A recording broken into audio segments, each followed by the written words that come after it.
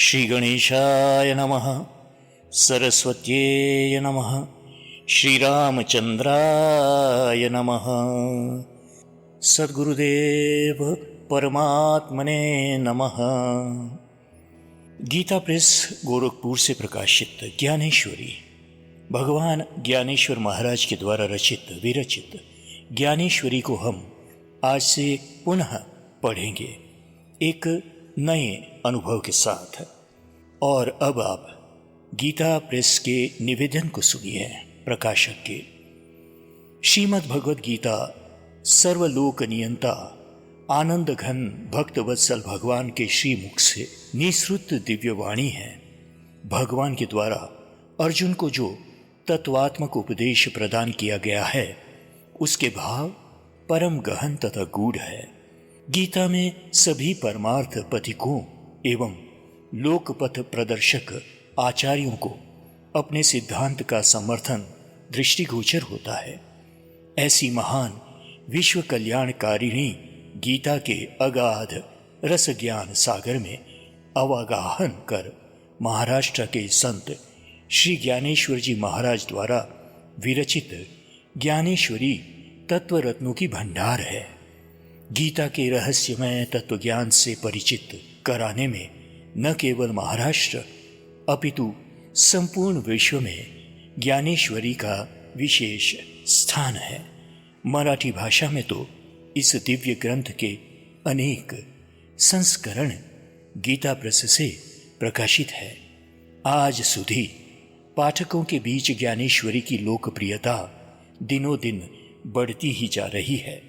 हिंदी भाषी पाठक संत ज्ञानेश्वर जी द्वारा विरचित गीता के गूढ़ भावों को जानने के लिए उत्सुक रहते हैं, किंतु ज्ञानेश्वरी जैसे ग्रंथ का तत्वात्मक ज्ञान जानने के लिए हिंदी अनुवाद का प्रायः अभाव सा है। प्रस्तुत संस्करण पाठकों की उसी अभाव की पूर्ति की दिशा में किया गया एक लघु प्रयास है। साधकों से विनम्र निवेदन है कि वे गंभीरतापूर्वक इस ग्रंथ का अध्ययन एवं अनुशीलन कर भगवान की ओर उन्मुख कराने में प्रेरणा स्तोत्र संत श्री ज्ञानेश्वर जी द्वारा वर्णित गीता रहस्य को समझकर विशेष लाभ उठाए। श्री गणेशाय नमः। श्री परमात्मने नमः। अध्याय पहला। हे ओंकार स्वरूप परमेश्वर, ज्ञानेश्वर जी कहते हैं, आप ही सबके मूल आधार है। वेद आपका प्रतिपादन करते हैं, मैं आपको नमन करता हूं। हे आत्मरूप, आपका बोध केवल निज अनुभव से ही हो सकता है। सर्वव्यापक प्रभु, आपकी जय हो, जय हो। परम प्रभु निवृत्तिनाथ का यह विनम्र शिष्य प्रार्थना करता है कि हे देव, आप ही सकल अर्थ ग्रहण की शक्ति एवं बुद्धि के प्रकाशक गणेश हैं। यह निवेदन आप सभी लोग ध्यानपूर्वक सुने। यह समस्त साहित्य आपकी दिव्य प्रतिमा है और उसकी अक्षरात्मक काया निर्दोष भाव से चमक रही है। स्मृतियां ही इस प्रतिमा के अवयव है। काव्य पंक्तियां ही उन अवयवों के हाव भाव है तथा अर्थ सौष्ठव ही उसका सलोना लावण्य है। अठारह पुराण रत्न जटित अलंकार है। तत्व सिद्धांत उन अलंकारों के रत्न हैं और पद रचना उन रत्नों पर का कुंदन है। उत्तम पद लालित्य मानो अनेक रंगों वाले भांति भांति के वस्त्र है। इन वस्त्रों का साहित्य रूपी ताना बाना महीन, मनोहर और चित्त आकर्षक है।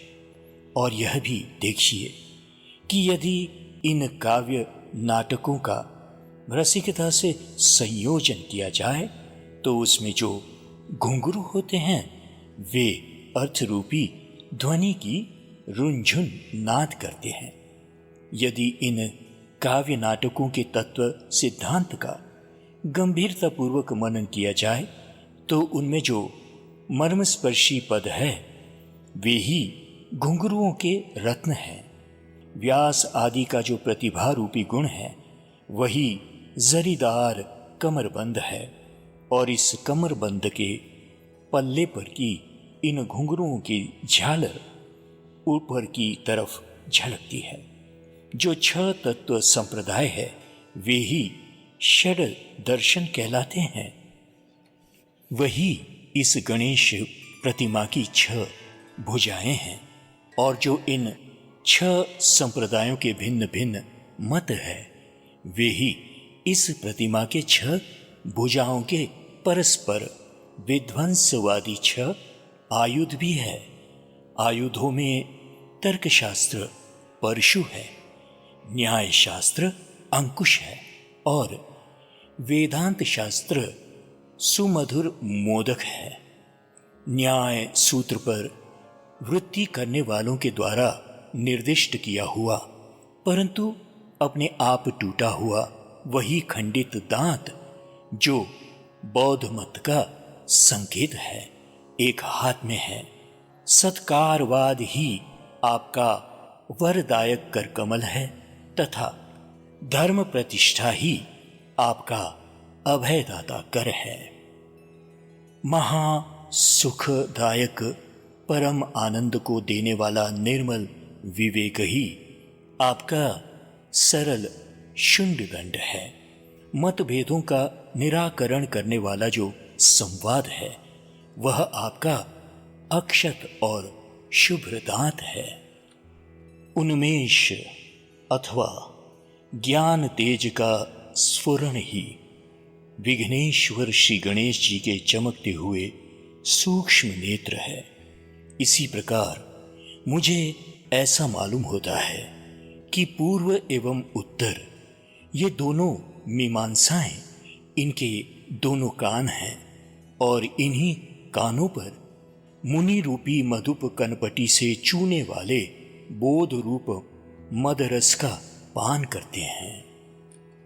तत्वार्थ रूपी मूंगे से प्रकाशमान द्वैत और अद्वैत दोनों कनपटी है और ये दोनों गणेश जी के मस्तक के अत्यंत सन्निकट होने के कारण मिलकर प्रायः एक से हो गए हैं। ज्ञान रूपी मकरंद से संपृक्त दशोपनिषद ही सुमधुर सुगंधि वाले पुष्प किरीटवत मस्तक पर शोभायमान है। अकार आपके दोनों चरण हैं, उकार विशाल उदर है और मकार मस्तक का महामंडल है। इन तीनों के योग से ओम निष्पन्न होता है जिसमें संपूर्ण शास्त्र जगत समाविष्ट होता है। इसीलिए मैं श्री गुरु की अनुकंपा से उस आदि बीज को नमन करता हूं। अब मैं उस अखिल ब्रह्मांड मोहिनी सरस्वती माता को प्रणाम करता हूं जो अपूर्व वाणी की अधिष्ठात्री, चातुर्य, वागार्थ तथा कलाओं में प्रवीण है। जिन श्री गुरु ने इस संसार सिंधु से पार किया है वे गुरु समग्र रूप से मेरे हृदय में विराजमान है। यही कारण है कि विवेक से मेरा विशेष लगाव है। जैसे नेत्रों में दिव्यांजन लगाने से दृष्टि को अप्रीतम शक्ति प्राप्त होती है और तब मनुष्य जहां दृष्टि डालता है वहीं उसे भूमिगत धनराशियां दृष्टिगोचर होने लगती है। अथवा जैसे चिंतामणि के हाथ लगने से समस्त मनोरथ विजयी होते हैं अर्थात समस्त कामनाएं पूर्ण हो जाती है, वैसे ही श्री निवृत्तिनाथ जी की कृपा से मेरे सब मनोरथ पूर्ण हो गए हैं, ऐसा ज्ञानेश्वर जी कहते हैं। इसलिए विवेकी जनों को गुरु की भक्ति करके कृतार्थ हो जाना चाहिए, क्योंकि जैसे पेड़ के मूल में पानी डालने से अनायास ही शाखाएं, पत्ते स्वतः संपुष्ट होते हैं, अथवा जैसे सिंधु में आवागमन मात्र से स्नान से त्रिलोकी के संपूर्ण तीर्थ आवागमन का पुण्य प्राप्त होता है, अथवा जैसे सुधापान करने से सारे रसों के सेवन का आनंद मिल जाता है, वैसे ही मैंने श्री सद्गुरु को बारंबार पूज्य बुद्धि से नमन किया। वे सद्गुरु इच्छित मनोरथ पूर्ण करने वाले हैं। अब आप लोग इस गहन विचारों से युक्त कथा को सुने, जो समस्त चमत्कारों की कथाओं की मातृभूमि अथवा विवेक रूपी वृक्षों का एक अद्भुत बगीचा है। इस कथा में परमानंद का, सर्व सुख का मूल उद्गम महासिद्धांत का बड़ा संग्रह है, अथवा नवरसों का अमृत सागर है, अथवा यह कथा प्रकट परम धाम, परम गति का आश्रय स्थान, संपूर्ण विद्याओं का आदि पीठ और अशेष शास्त्रों में श्रेष्ठ है, अथवा यह कथा सभी धर्मों का पीहर, सज्जनों का जीवन और मां शारदा के लावण्य रत्नों का भंडार है, अथवा महर्षि व्यास की बुद्धि में प्रवेश करके स्वयं सरस्वती देवी उस कथा रूप में त्रिलोकी में प्रकट हुई है। इसीलिए ये कथा सब काव्यों एवं महाकाव्यों की महारानी प्रकट हुई है, और इसी से श्रृंगार आदि नवरसों को सरसता प्राप्त हुई है। इतना ही नहीं, इस कथा के विषय में कुछ और भी सुनिए।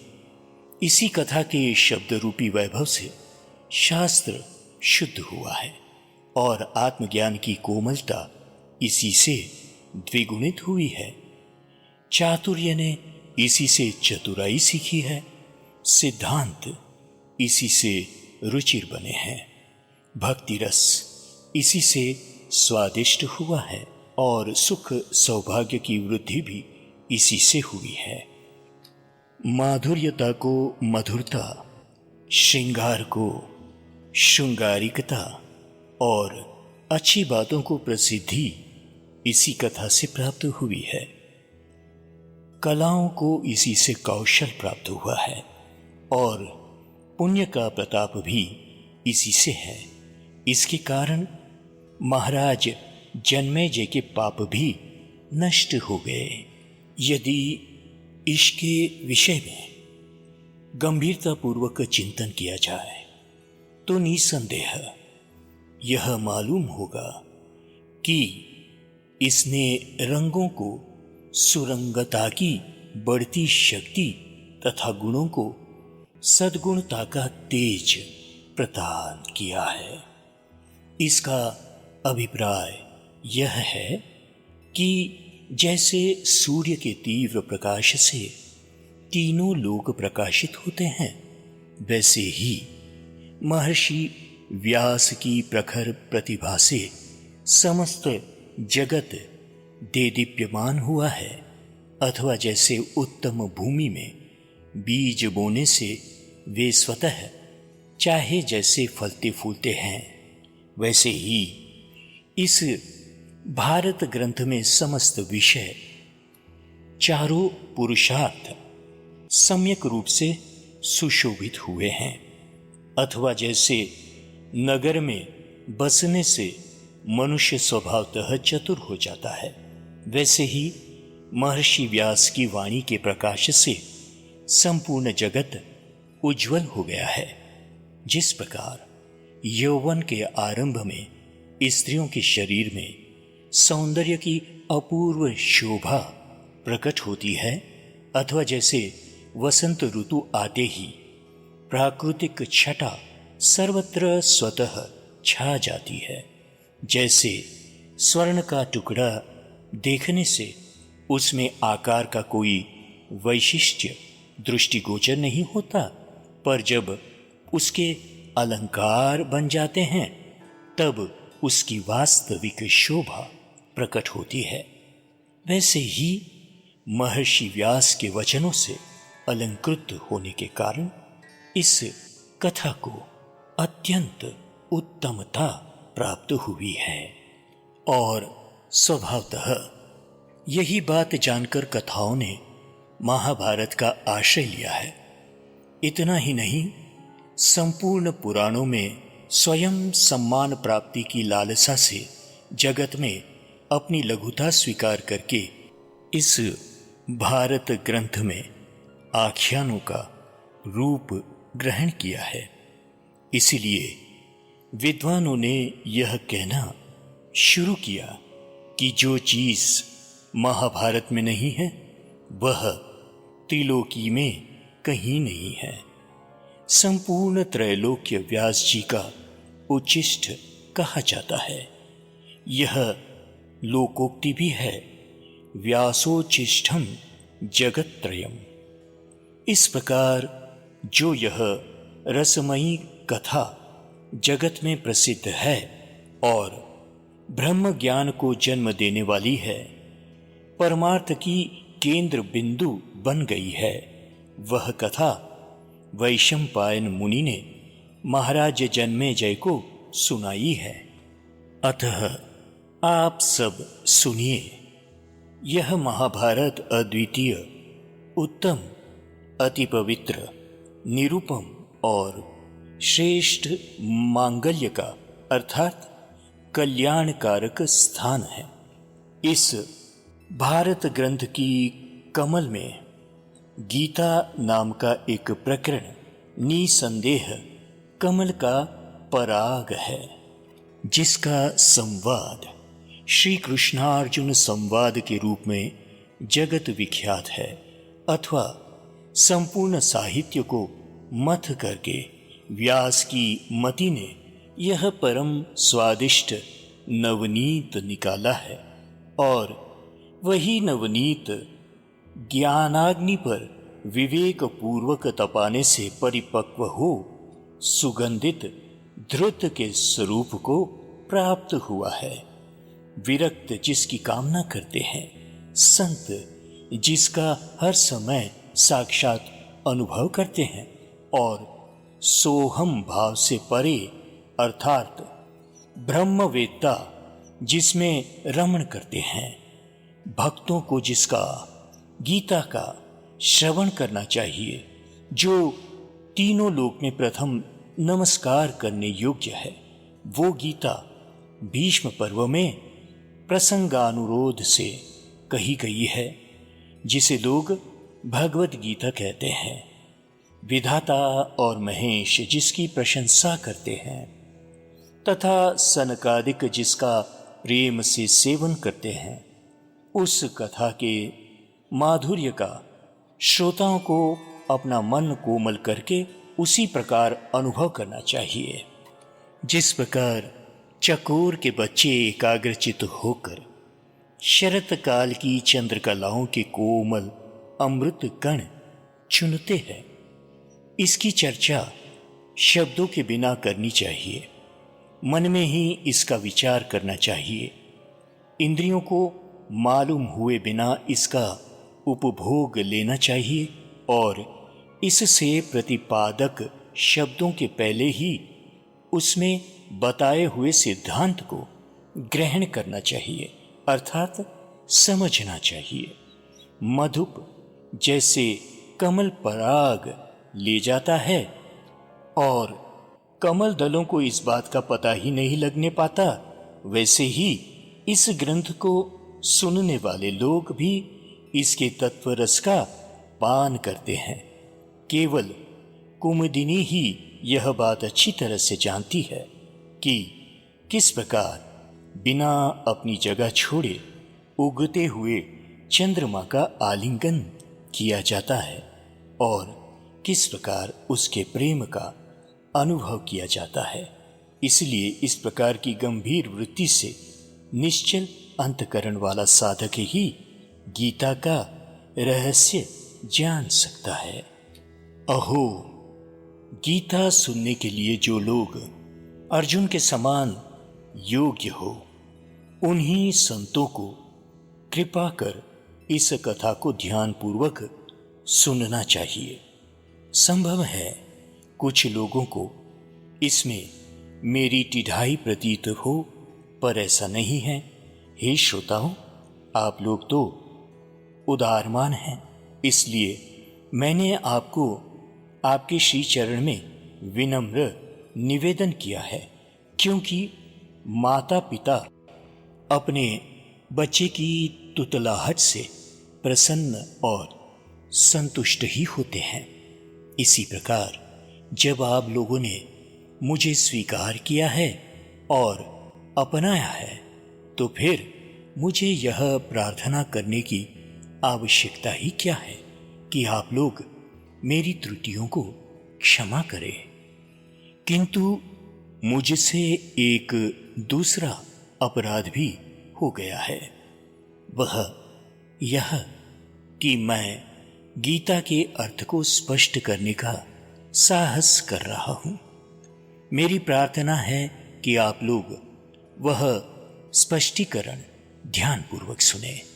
गीता का अर्थ करना कितना दुरूह कार्य है, इसे बिना सोचे समझे मेरे मन ने निश्चय ही दृष्टता की है। नहीं तो सूर्य के तेज के समक्ष भला खद्योत की क्या सामर्थ्य है। मुझ सदृश ज्ञानहीन का इस कार्य के तत्पर होना ठीक उसी प्रकार है जिस प्रकार किसी टिट्ठभ की अपनी चोंच से अगाध समुद्र को मापने का प्रयत्न। यदि कोई आकाश को ढकना चाहे तो उसे उस आकाश से भी अधिक बड़ा होने की महती आवश्यकता होती है। और जब मैं इस बात को सोचता हूं तो मुझे ऐसा लगता है कि यह कार्य जो मैंने अपने हाथों में लिया है वह मेरी क्षमता के बाहर ही है। जिस समय भगवान शंकर जी गीता के अर्थ की महत्ता का विचार कर रहे थे, उस समय माता पार्वती ने कुतूहलवश भगवान शिव से प्रश्न किया था, आप हर समय किसकी विचारणा करते हैं। उस प्रश्न का उत्तर देते हुए भगवान शिव ने कहा था, हे भवानी, तुम्हारे नित्य नूतन स्वरूप की ही भांति यह गीता तत्व सदा नवीन एवं अज्ञेय है। वेद के अर्थ का विस्तार जिस आदि पुरुष के खर्राटों से हुआ है, उसी सर्वेश्वर ने स्वयं इस गीता के रहस्य को भी बतलाया है। अतएव जो कार्य इतना अपार हो, गंभीर हो और जिसमें वेदों की मति भी कुंठित हो जाती हो, उसमें मुझ जैसे मतिमंद व्यक्ति का भला कहाँ ठिकाना लग सकता है। इस अपार गीता तत्व का आकलन करना भला कैसे संभव है। इस तीव्र एवं दिव्य तेज को, सूर्य को भला कौन अधिक प्रकाशित कर सकता है। मशक की मुट्ठी में भला आकाश किस प्रकार समा जाता है। किंतु ऐसी स्थिति में भी मुझे एक ऐसा आश्रय प्राप्त है जिसके संयोग से मैं स्वयं को सामर्थ्यवान मानता हूं, और मैं ज्ञानदेव कहता हूं कि वह आश्रय यही है कि श्री गुरुदेव मेरे अनुकूल है।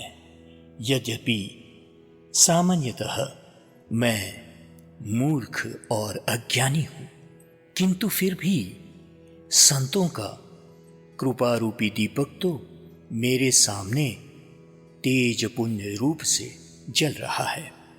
लोहे को सोना बनाने की सामर्थ्य केवल पारस में ही है और केवल अमृत ही मृतक को जीवन लाभ दे सकता है। यदि स्वयं वाणी देवी की कृपा हो तो मूक भी वाचाल हो सकता है।